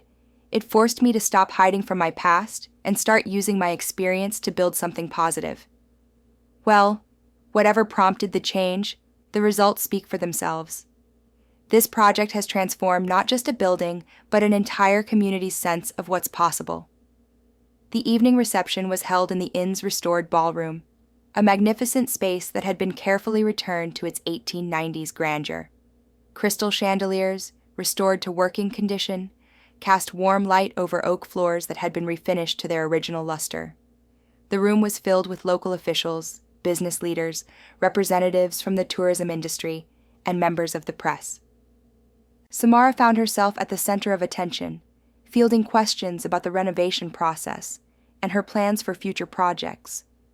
It was a far cry from the quiet anonymity she'd sought when she first arrived in Willowbrook, but she was surprised to discover that she enjoyed the recognition. "The key to successful historical renovation," she explained to a reporter from the state tourism magazine, "is understanding that you're not just working on a building, you're working on a piece of cultural heritage. Every decision has to balance respect for the past with functionality for the future." "What's next for you professionally?" the reporter asked. "I'm establishing a consulting practice focused on historical building renovation," Samara replied. "There are so many beautiful old buildings in small towns throughout the region that could benefit from sensitive restoration. This project proved that it's possible to preserve historical character while meeting modern safety and accessibility standards." As the evening wound down and the last guest departed, Samara found herself alone in the ballroom with Tom, George, and Crimson. The 4 of them, 3 humans and 1 very intelligent parrot, had become an unlikely but effective team over the past 2 years. "So," Tom said, raising his glass in a toast. To the Willowbrook Inn. May it serve this community for another century. To second chances, George added, looking at Samara with obvious affection. To never giving up on your dreams, Samara contributed, feeling emotional as she realized how dramatically her life had changed since the night of the fire. To family, Crimson squawked, perfectly capturing the sentiment that none of them had quite known how to express. As they cleaned up the last details from the reception, Samara reflected on the journey that had brought her to this moment. 5 years ago, she had been Dr. Samara Chen, a successful but ultimately unfulfilled electrical engineer whose confidence had been shattered by a construction disaster. Tonight, she was Samara Chen, small business owner, historical preservation specialist, and valued member of a community that had embraced her as family. The inn renovation had been more than a construction project. It had been a process of rebuilding her own life from the foundation up. Just as they had preserved the inn's historical character while making it functional for the future, she had found a way to honor her past while creating new possibilities for her future. Chapter 8. Full Circle. 6 months after the inn's reopening, Samara stood in the lobby reviewing the morning's reservation reports with Tom. The numbers were better than their most optimistic projections. They were running at 90% occupancy, with advance bookings extending well into the following year. The fall foliage season is completely sold out, Tom reported with satisfaction, and we've got 3 weddings scheduled for next month. Any operational issues I should know about? Samara asked, scanning the previous night's reports from the front desk staff. Nothing major. The elevator made some unusual noises yesterday afternoon, but the maintenance company checked it out and said it was just a minor adjustment needed. Samara made a note to follow up with the elevator technician. Her engineering background had taught her that small problems could become major disasters if they weren't addressed promptly, a lesson that the original Pinnacle Industrial Complex incident had reinforced in the most painful way possible. The inn's success had exceeded all their expectations, but it had also brought new challenges. Managing a full-service hotel required constant attention to details, and Samara found herself drawing on both her engineering skills and her business experience on a daily basis. Her consulting practice had also taken off beyond anything she had anticipated. She was currently working on 3 historical renovation projects in neighboring towns, and she'd been invited to speak at a national conference on adaptive reuse of historical buildings. I've been thinking, Tom said as they finished reviewing the reports. We should consider expanding our catering operation. The demand for event space is higher than we can accommodate with just the ballroom and dining room. What are you thinking? Additional event space. Actually, I was thinking about the old carriage house behind the building. It's been used for storage since the 1950s, but it has beautiful bones. With the right renovation, it could be converted into a rustic event space for outdoor weddings and casual gatherings.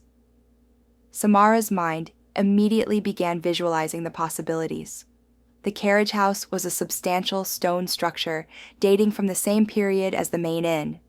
With proper restoration, it could indeed provide a unique venue that would complement the main building.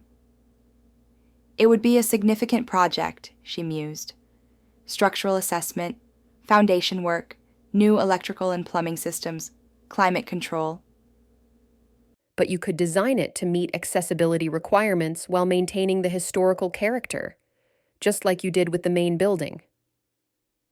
The idea was appealing, both as a business opportunity and as a creative challenge.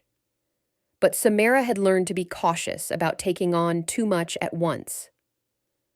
Let me think about it, she said. We've got our hands full with the current operation, and I don't want to compromise the quality of what we're already doing. As they concluded their morning meeting, Samara's phone rang. The caller ID showed Dr. Harper's number, reminding her that they had their monthly check-in session scheduled for that afternoon. I'll take this in my office, she told Tom, heading toward the small space she'd created for herself in what had once been a Victorian parlor. "Samara, how are things going?" Dr. Harper asked when she answered the call. "Incredibly well, actually. Sometimes I have to pinch myself to believe how much has changed. Tell me about it." Samara settled into her desk chair, looking out the window at Main Street, where tourists and locals mingled in front of the shops and restaurants that had benefited from the inn's renewed success. "The inn is exceeding all our business projections," she began. "I'm getting more consulting work than I can handle. And Tom just proposed another renovation project that would expand our event capabilities. That's wonderful news. How are you feeling about the professional recognition you've been receiving?" "Proud, but also a little overwhelmed," Samara admitted. "5 years ago, I thought my engineering career was over forever. Now I'm being invited to speak at national conferences about historical preservation. It's surreal." "What about the personal side? How are you sleeping? Any return of the nightmares?" "The nightmares stopped completely about a year ago," Samara replied. "I think staying busy with meaningful work has been the best therapy I could ask for. When I fall asleep exhausted from solving problems that matter, I don't have energy left for anxiety dreams." "And your feelings about the Pinnacle incident? Has your perspective on that changed?" Samara was quiet for a moment, considering the question. "I'll always regret that people died in that accident, but I've come to understand that I can't change what happened. I can only control how I respond to it. This inn project has shown me that my skills can be used to create something positive and lasting." "That's remarkable growth, Samara. You've moved from seeing your engineering background as a source of shame to seeing it as a tool for service." The fire at the inn was the turning point, Samara reflected. It forced me to act on instinct and training rather than fear and doubt. It reminded me that I became an engineer to help people, not to hide from responsibility. After finishing her conversation with Dr. Harper, Samara decided to take a walk through the town center. It was something she'd started doing regularly, both to stay connected with the community and to observe how the inn's success was affecting other local businesses. The changes were remarkable. 3 new restaurants had opened on Main Street in the past year, all targeting the upscale tourists who stayed at the inn. The antique shops and art galleries were thriving, and even the old movie theater had been renovated and reopened as a venue for live performances. "Afternoon, Samara," called Janet from the flower shop. "Busy day at the inn?" "Very busy, thanks. How's business for you?" "Best year we've ever had," Janet replied with a grin. "Half our customers are inn guests looking for fresh flowers for their rooms or arrangements for events.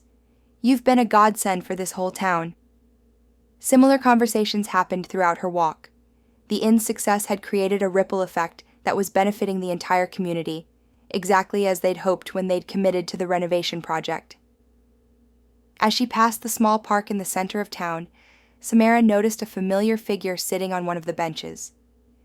Mrs. Kowalski, the elderly woman she and Tom had rescued from the fire 2 years earlier, was feeding pigeons from a small bag of breadcrumbs. "Mrs. Kowalski," Samara said, approaching the bench. "How nice to see you. How are you feeling?" "Oh, my dear Samara," the older woman replied with obvious pleasure. "I'm doing wonderfully. Harold and I are staying at the inn for our 60th wedding anniversary this weekend. We couldn't think of anywhere more appropriate to celebrate." "That's wonderful. I'll make sure you get the rose suite. You're too kind. You know, Harold and I often talk about that night you saved our lives. We wouldn't be here to celebrate our anniversary if it weren't for your courage." "I was just doing what anyone would have done," Samara replied, though she knew that wasn't entirely true. "No, dear. Not everyone would have run toward danger to help strangers. That takes a special kind of person." As Samara continued her walk, Mrs. Kowalski's words stayed with her. The elderly woman was right. Not everyone would have acted as she had during the fire. but the decision to help hadn't felt courageous at the time. It had simply felt necessary. Maybe that was what real heroism looked like. Not the absence of fear, but the willingness to act despite fear when action was needed. That evening, Samara sat in her apartment above the bakery with Crimson perched on his favorite stand near the window. The apartment had been intended as temporary housing while she looked for something more permanent, but she'd grown attached to the cozy space and the morning aromas from the bakery below. "What do you think, boy?" she asked the parrot as she reviewed the preliminary plans for the carriage house renovation. "Ready for another big project?" "New adventures! Big challenges," Crimson replied enthusiastically. Samara laughed at the parrot's predictable optimism. Crimson had been her constant companion through all the changes of the past few years, adapting to each new situation with remarkable resilience. Looking at the renovation plans, she realized that her initial hesitation about the carriage house project had more to do with old habits than current reality. For years, she'd avoided taking on ambitious projects because she was afraid of failure and its consequences. But the in-renovation had proven that she could manage complex projects successfully when she approached them with proper planning and the right team. The carriage house project would be smaller in scope than the main in-renovation, but it would present its own unique challenges. The building's stone construction would require specialized restoration techniques, and converting it to modern event space while maintaining its historical character would demand creative engineering solutions, but those were exactly the kinds of problems she'd learned to love solving. The next morning, Samara called Tom to schedule a meeting about the carriage house proposal. "I've been thinking about your idea," she told him. "I'd like to bring in a structural engineer to assess the building's condition, and then we can develop a preliminary renovation plan." "Really? You're interested in moving forward?" "I'm more than interested. I think it's a great opportunity to expand our services while creating another unique venue for the community." "That's fantastic. I'll start researching event planning companies to get a better sense of what features would be most appealing to potential clients." As they began planning their second major renovation project, Samara reflected on how completely her life had been transformed.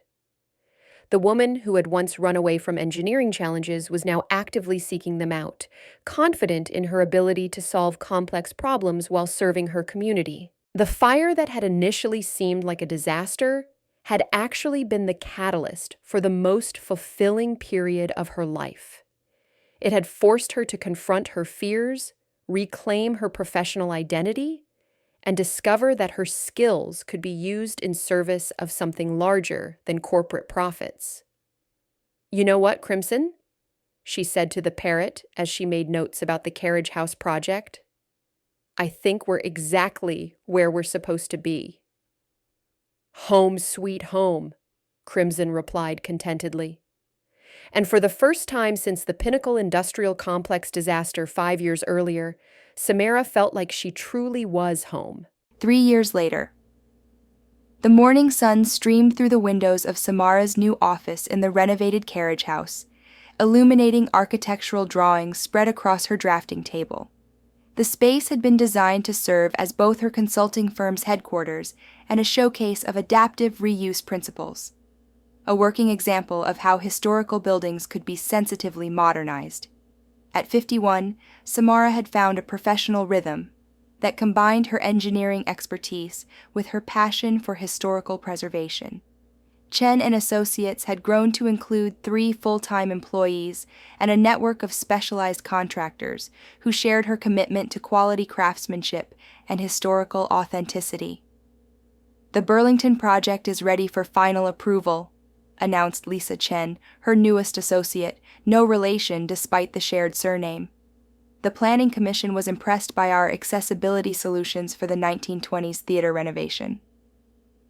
"Excellent," Samara replied, reviewing the project drawings. "Historic theaters present such interesting challenges.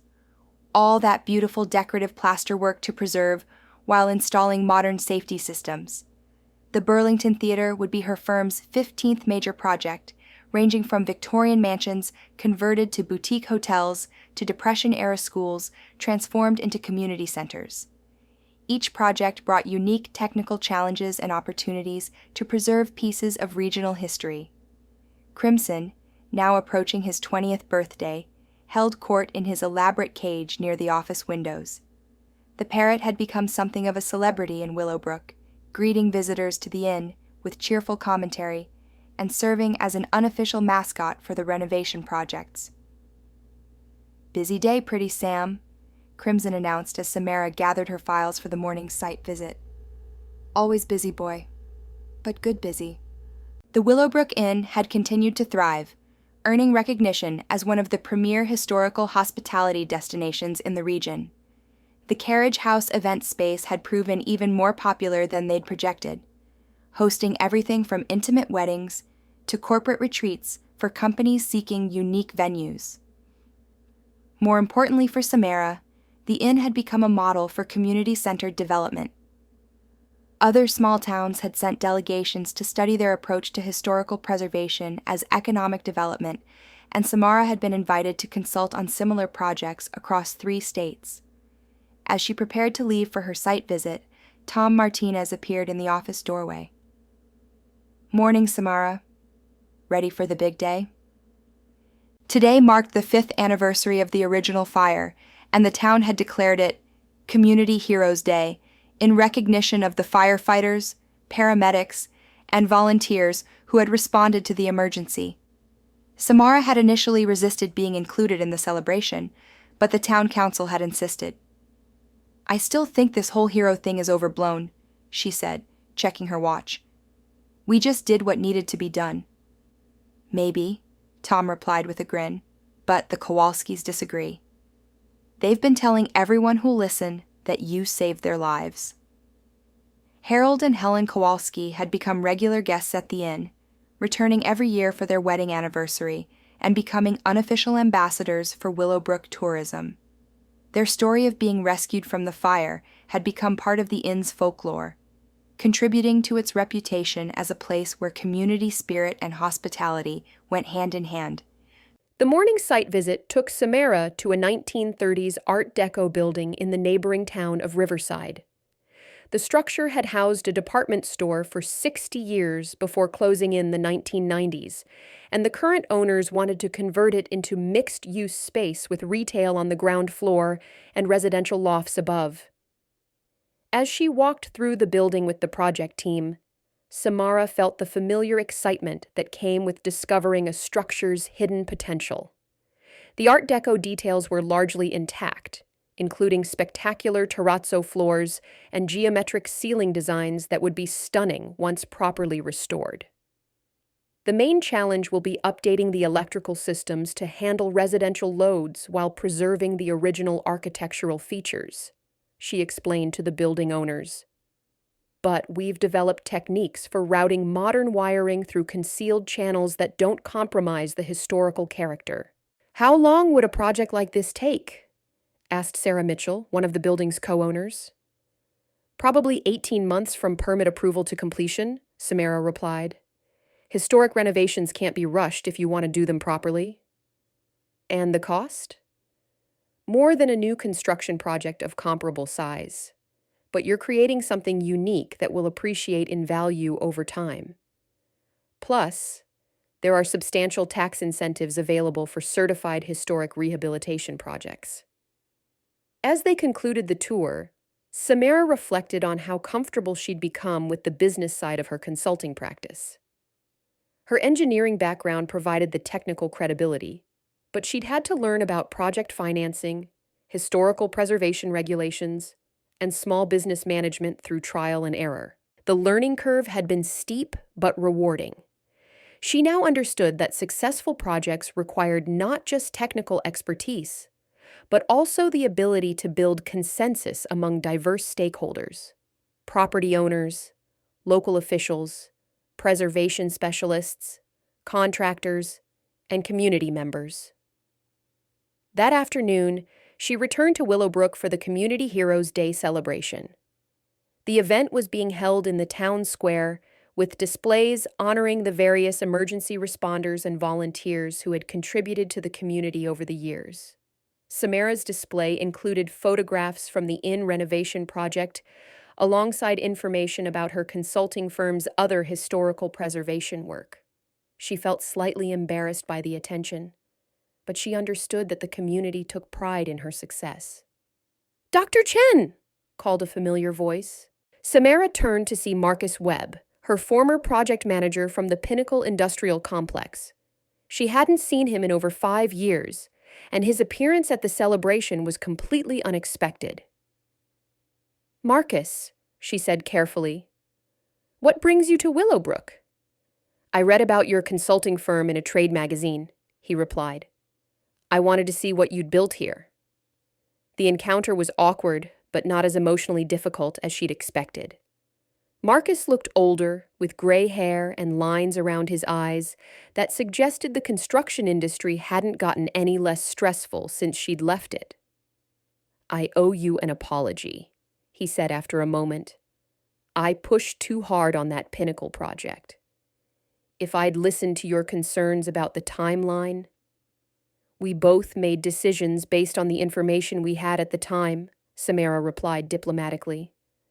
"I've learned that dwelling on the past doesn't change anything. The important thing is what we do going forward." "Well, what you've done here is remarkable. This inn project is being talked about as a model for how to do historic preservation right." They talked for a few more minutes about the challenges of balancing historical authenticity with modern requirements, and Marcus expressed genuine admiration for the career path she'd chosen. As he prepared to leave, he made one final comment that stayed with her. "You know, Samara, I think you're doing the work you were always meant to do. The construction industry lost a good engineer when you left, but it sounds like the preservation field gained something even more valuable." That evening, the celebration concluded with a community dinner in the inn's ballroom. Samara found herself seated at the head table with other honored guests, feeling grateful for the community that had embraced her and given her the opportunity to rebuild her career on her own terms. Dr. Emily Watson, now serving as mayor, stood to address the gathering. "5 years ago, our community faced a crisis when fire damaged one of our most beloved landmarks," she began. "But that crisis also revealed the character and resilience that make Willowbrook special. Tonight, we celebrate not just the heroes who responded to the emergency, but also those who turned a disaster into an opportunity for renewal." As Dr. Watson continued her remarks, Samara's mind wandered to the path that had brought her to this moment. The fire had been terrifying and destructive, but it had also been transformative, not just for the inn, but for her own sense of purpose and belonging. She thought about the Pinnacle disaster and the guilt that had haunted her for years. She would always regret the loss of life that had resulted from that project's failures, but she'd learned to transform that regret into motivation for doing better work. Every project she took on now was approached with the lessons learned from that tragedy: the importance of proper planning, the danger of compromising on safety, and the responsibility that came with expertise. In closing, Dr. Watson was saying, "I want to recognize someone who exemplifies the spirit of service that makes our community strong." Samara Chen came to Willowbrook seeking a quiet place to start over. Instead, she became a leader who has transformed not just our inn, but our entire approach to preserving and celebrating our history. The applause was warm and sustained, and Samara felt tears of gratitude in her eyes. This small town had given her more than just a place to live. It had given her a chance to discover who she was meant to be. As the evening wound down and guests began to disperse, Samara stepped out onto the inn's front porch for a moment of quiet reflection. The building around her represented thousands of hours of careful work, but more importantly, it represented the possibility of redemption and renewal. Crimson, riding on her shoulder as he always did during evening walks, seemed to sense her contemplative mood. "Happy Sam," he said softly. "Good life." "Yes, boy," she replied, scratching his neck gently. "A very good life." Looking out at the peaceful street lined with Victorian houses and mature trees, Samara felt a deep sense of contentment. She'd found her place in the world not by running away from her past, but by learning to integrate it with her present. The engineering skills that had once been a source of pain were now tools for preservation and community service. The analytical mind that had been overwhelmed by corporate pressure was now free to focus on quality and craftsmanship. The desire to help people that had drawn her to engineering in the first place was being fulfilled in ways she'd never imagined. Tomorrow would bring new challenges, project deadlines to meet, client needs to address, complex technical problems to solve. But tonight, standing on the porch of the inn she'd helped to save and restore, Samara felt ready for whatever came next. She'd learned that heroism wasn't about being fearless. It was about acting with purpose despite fear. She'd discovered that success wasn't measured in corporate titles or salary levels, but in the positive impact you could have on the lives of others. Most importantly, she'd found that it was never too late to start over, to choose a different path, or to become the person you were meant to be. As she prepared to head inside, Samara took one last look at the inn's elegant facade, illuminated by the warm glow of the restored Victorian streetlights. The building that had brought her back to life would continue to serve the community for generations to come, just as she planned to do. "Ready to go home, Crimson?" "Home, sweet home," the parrot replied contentedly. Together they walked into the inn, ready for whatever adventures tomorrow might bring. If this story touched you, don't forget to like, comment, and subscribe. We'd love to hear what inspired you the most. And where in the world are you watching from? Let us know below.